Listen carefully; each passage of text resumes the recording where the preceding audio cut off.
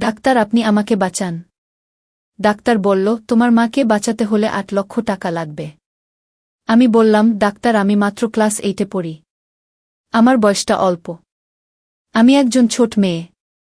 আমার কোনো ভাইবোন নেই। আমার মা ছাড়া এ পৃথিবীতে কেউ নেই। কিন্তু ডাক্তার বলল, তোমার কে আছে বা কে নেই সেটা আমার দেখার বিষয় না। আমি ডাক্তার সাহেবকে বললাম, আপনি একটু দয়া করুন। ডাক্তার আমার কথার উত্তরে বলল, আমি তোমার মাকে যদি টাকা দিয়ে বাঁচিয়ে তুলি আমার কি লাভ হবে? আমি বলেছিলাম, ডাক্তার, আপনি আগে আমার মাকে সুস্থ করে তুলুন, আপনার যা ইচ্ছা সব আমি পূরণ করব।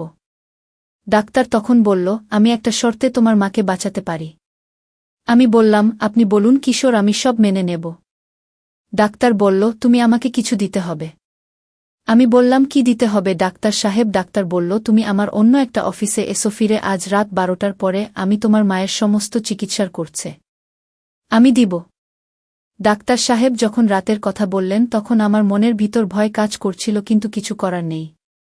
আমি ডাক্তার সাহেবের কথা না শুনলে আমার মায়ের চিকিৎসা হবে না।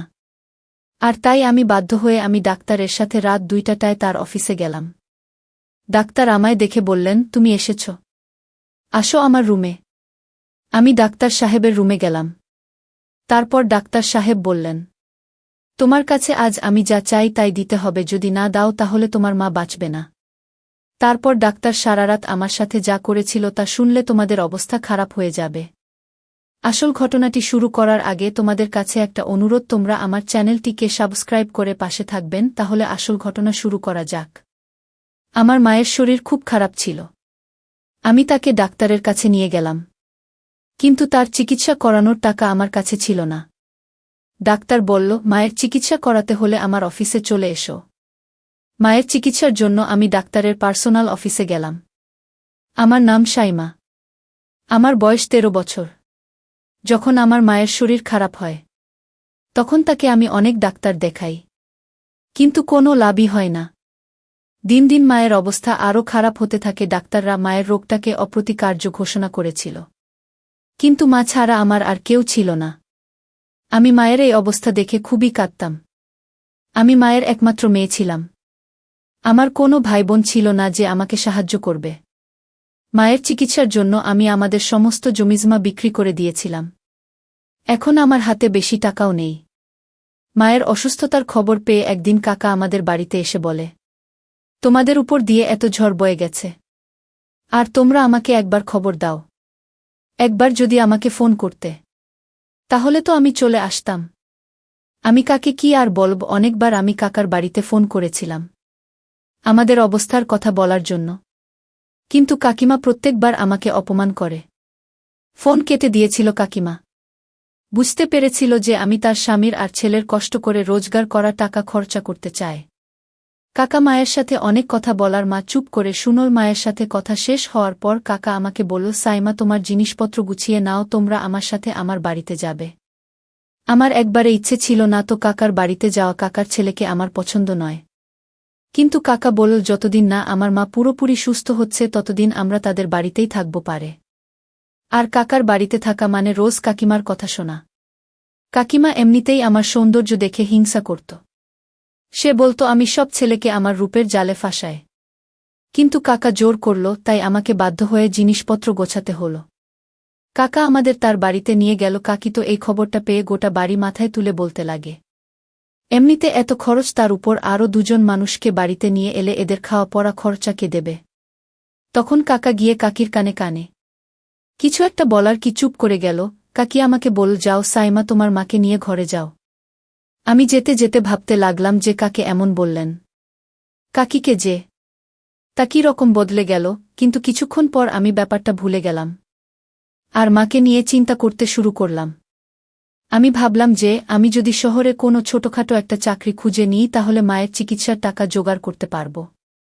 কিন্তু আমার চিন্তা ছিল যে কাকা যদি আমাকে চাকরি করতে না দেয়। পরের দিন সকালে উঠে আমি প্রথমে রান্নাঘরে গেলাম কিছু খাবারের বন্দোবস্ত করতে। তখন কাকি রান্নাঘরে এসে আমাকে বলল, দেখো সাইমা, এখন তো তোমাকে আর তোমার মাকেই বাড়িতে থাকতে হবে। তুমি তো জানো জিনিসপত্রের দাম কি রকম বেড়েছে। তুমি এক কাজ করো, শহরে কোনো ছোটখাটো একটা চাকরি খুঁজে নাও, তাহলে কিছু না হোক মায়ের ওষুধ খরচা তো তুমি দিতে পারবে। বাকি ব্যবস্থা আমি আর তোমার কাকা করে নেব, সে নিয়ে তোমায় ভাবতে হবে না। আমি কাকির এই রোগটা কোনোদিনও দেখিনি। তার ব্যবহার একদম বদলে গিয়েছিল, আমার মায়ের খুব ভালোভাবে খেয়াল রাখছি। আমি দেখে অবাক হলাম যে এক রাতের মধ্যে কাকে এতটা কি করে বদলে গেল। কাকা কি এমন বল কাকিকে যে সে নিজেকে বদলাতে বাধ্য হল? সে যাই হোক, সে আমার সাথে খুব ভালো ব্যবহার করছিল।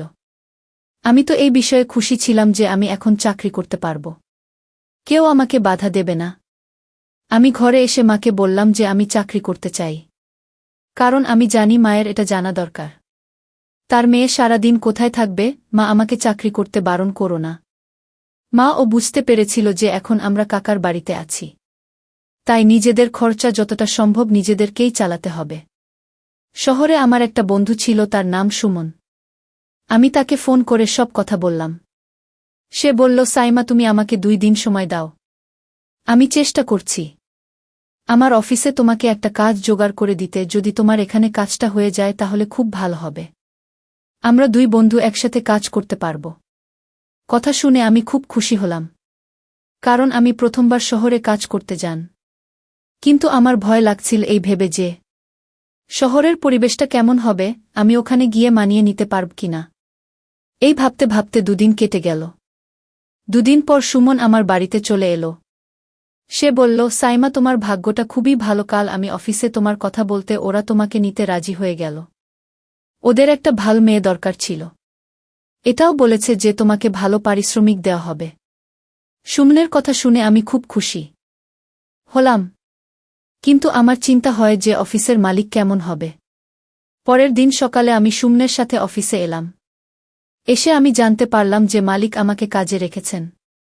তিনি কোনো কাজে কিছু দিনের জন্য শহরের বাইরে গেছেন। এটা একটা সার্জিক্যাল কোম্পানি ছিল, যেখানে চিকিৎসার সরঞ্জাম তৈরি হতো। প্রথম কদিন আমাকে শূন্যের সাথে রাখা হতো, যাতে আমি ভালো করে কাজ শিখতে পারি। প্রথম দিন আমার অফিসে আসতে অস্বস্তি হচ্ছিল, কিন্তু আস্তে আস্তে আমি এখানে পরিবেশের সাথে নিজেকে মানিয়ে নিলাম। আমি শূন্যের সাথে অফিসে আসতাম, আর ছুটি হলে তার সাথে বাড়ি ফিরতাম। 15 দিন হয়ে গেল আমি এখানে কাজ করছি, কিন্তু এখনও আমি আমার মালিককে দেখতে পাইনি। আমি এখনও জানি না তিনি কে, আর তিনি কেমন। আমি একবার ওনার সাথে দেখা করতে চাই, যিনি আমাকে কোনো ইন্টারভিউ না নিয়ে চাকরিতে দিয়ে দেন। আমার শিক্ষাগত যোগ্যতা বেশি নয়, আমি কেবল 7 পাশ করেছিলাম। বাবা মারা যাওয়ার পর আমার আর পড়াশোনা করা হয়নি। একদিন মায়ের শরীর খুব বেশি খারাপ হয়েছিল। আমি সেই সময় অফিসে ছিলাম। কাকি আমাকে ফোন করে বলে, তোমার মায়ের শরীরটা খুব খারাপ, তুমি এক্ষুনি বাড়ি চলে এসো। কাকির গলাটা খুব চিন্তিত শোনায়। আমি সঙ্গে সঙ্গে সুমনকে বলে বাড়ি চলে এলাম। এসে দেখি মা খুব অসুস্থ। আমি মাকে নিয়ে হাসপাতালে গেলাম। সেখানে ডাক্তার মাকে দেখেই জবাব দিয়ে দিন বলল, তুমি ওনাকে কলকাতা নিয়ে যাও। তখন আমার কাছে বেশি টাকাও ছিল না, কিন্তু তাও আমি মাকে কলকাতা নিয়ে এলাম। আমি চাই না থাকার জন্য মায়ের চিকিৎসা বন্ধ হয়ে যাক। কলকাতা নিয়ে এসে মাকে হাসপাতালে ভর্তি করিয়ে দিলাম। ওখানে ডাক্তার আমাকে ধৈর্য ধরতে বলে, তারা তাদের দিক থেকে পুরো চেষ্টা করছে। এদিকে আমার কিছুই ভালো লাগছিল না, মনে হচ্ছিল যে কোনো সময় আমাকে ছেড়ে চলে যেতে পারে। তারপর আমি পৃথিবীতে পুরোপুরি একা হয়ে যাব। প্রায় 24 ঘন্টা পর ডাক্তার আমাকে তার অফিসে ডাকেন, আর ডেকে বলেন, তোমার মায়ের অবস্থা খুব খারাপ, তার হার্টের অবস্থা খুব খারাপ হয়ে গেছে। আমাদের এখনই তার চিকিৎসা শুরু করতে হবে। তার জন্য তোমাকে 5 লাখ টাকা জমা দিতে হবে, তবে আমরা তোমার মায়ের চিকিৎসা শুরু করতে পারব। এত মোটা টাকার অঙ্ক শুনে তো আমার হাত পা কাঁপতে থাকে। আমি ভাবতে থাকি এতগুলো টাকা আমি কোথা থেকে জোগাড় করব। ডাক্তার সাহেব মনে হয় আমার অবস্থাটা বুঝতে পারছিলেন। তিনি আমাকে জিজ্ঞেস করেন, তোমার কিছু অসুবিধা থাকলে আমায় বলতে পারো। আমি আমার 2 হাত দিয়ে মুখ থেকে কাঁদতে লাগলাম, আর কাঁদতে কাঁদতেই বললাম, ডাক্তার সাহেব আমার কাছে এত টাকা পয়সা নেই। আমি আমার মায়ের চিকিৎসাও করাতে চাই, কিন্তু আমার কাছে একটা টাকাও নেই। আপনি বলে দিন, কি এমন করলে আমি আমার মায়ের চিকিৎসা করাতে পারব। আমি অনেক কষ্টে টাকার ব্যবস্থা করে ওনাকে কলকাতা নিয়ে এসেছি। ডাক্তার সাহেব চিন্তায় পড়ে যান। উনি আমার কাঁধে হাত রেখে বলেন, ঠিক আছে, আজ বিকেলে তুমি আমার অন্য একটা অফিসে, সেখানে আমি তোমাকে কিছু কাজ দেব। আর টাকাও দেব, যেটা দিয়ে তুমি তোমার মায়ের চিকিৎসা করাতে পারবে। তুমি যদি আমার কথা না শোনো তাহলে তোমাকে আর বাঁচানো যাবে না। আমি কোনোভাবেই মাকে হারাতে চাই না। তাই আমি ডাক্তার সাহেবের কথা মেনে নিলাম। বিকেলে আমি ডাক্তার সাহেবের দেওয়া ঠিকানায় গিয়ে পৌঁছালাম, যেখানে উনার আরও একটা অফিস আছে। সেখানে গিয়ে আমার একটা বড় ঝটকা লাগল, কারণ সেটা সেই অফিস যেখানে আমি সুমনের সাথে অফিসের কাজ করি। সন্ধে 7টা বাজছিল। ডাক্তার সাহেব আমার জন্য অপেক্ষা করছিলেন। তিনি আমাকে দেখে হাত ধরে তার অফিসে নিয়ে আসেন এবং বসতে বলেন। আমার একটু ভয় করছিল, কারণ অফিসে আমি একদম একা ছিলাম। কিছুক্ষণ বসার পর ডাক্তার সাহেব বললেন, তুমি তো তোমার মায়ের চিকিৎসা করাতে চাও, তাই না? তুমি আমার জন্য কি করতে পারবে? আমি বললাম, স্যার, আপনি যা বলবেন আমি তাই করব। আপনি শুধু আমার মাকে বাঁচিয়ে দিন। আমার কথা শুনে ডাক্তার সাহেব কিছুক্ষণ ভেবে বললেন, তোমাকে আমার অফিসে কয়েক রাত থাকতে হবে। আমি তোমার থেকে যা চাইব তোমাকে তাই দিতে হবে। তুমি যদি আমার কথা শোনো তাহলে তোমার মায়ের চিকিৎসার সব খরচ আমি দেব। আর যদি না শোনো তাহলে কালকে তোমার মাকে নিয়ে অন্য কোনো হাসপাতালে চলে যেও। উনার কথা শোনা ছাড়া আমার আর কোনো উপায় ছিল না। আমি বুঝতে পারছিলাম না ডাক্তার সাহেবের নজর আমার অন্য দিকে। আমি বললাম, স্যার, আপনি আমাকে অফিসের কাজ দিন, আর প্রতি মাসের পারিশ্রমিকটা আপনি রেখে দেবেন।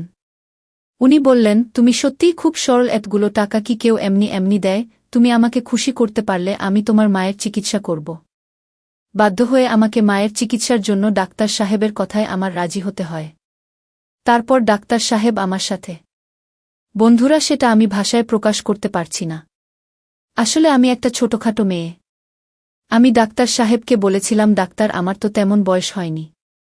তারপরও ডাক্তার আমার কোনো কথা শুনল না। এছাড়া তো আমার আর কোনো উপায় ছিল না। আমার নিজের উপরই ঘেন্না হচ্ছিল। পৃথিবীর সমস্ত ডাক্তারদের উপরে রাগ হচ্ছিল। মনে হচ্ছিল এরা কেমন ডাক্তার, রোগীদের প্রাণ বাঁচানোর জন্য। এরা লোকদের যা ইচ্ছা তাই করে। দুর্বলতার সুযোগ নিয়ে তারা এসব করে। আমার নিজের উপর রাগ হয় এই ভেবে যে আমি এরকম একটা জায়গায় চাকরি করছিলাম। আমি যদি জানতাম যে সুমন আমাকে যে অফিসে কাজ করতে নিয়ে যাচ্ছে সেখানে ডাক্তার এরকম, তাহলে আমি কখনোই এই চাকরিটা করতাম না। আমি যখন পরের দিন কোনো রকমে নিজেকে সামলে হাসপাতালে গেলাম, তখন আমি জানতে পারি আমার মা সুস্থ হয়ে গেছে। আমি আরও জানতে পারি মায়ের যত চিকিৎসার পর সব টাকা কাউন্টারে দিয়ে দিচ্ছে। আর আমার মায়ের চিকিৎসাও ভালো করে হয়েছে। আমি তা দেখে অনেক খুশি হয়েছিলাম। কিন্তু আমি তো বুঝতে পারছিলাম কিসের জন্য ডাক্তার আমাকে বাঁচিয়েছেন।